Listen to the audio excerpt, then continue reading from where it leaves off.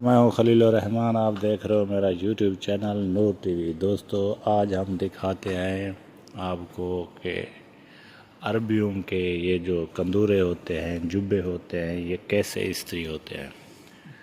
तो ये वीडियो हमारी एंड तक देखना। अच्छी लगे तो लाइक शेयर करना, हमारे चैनल को सब्सक्राइब करना ना भूलें। शुक्रिया। ये हमारे भाई है, इस्त्री कर रहे हैं और हम आपको दिखाते हैं ये कैसे इस्त्री किए जाते हैं कपड़े। वीडियो एंड तक देखना।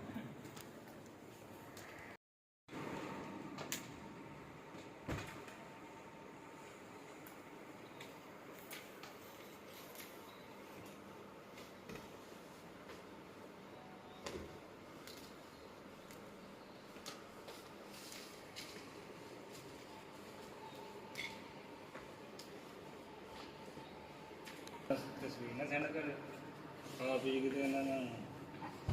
तस्वीर सेंड करिए।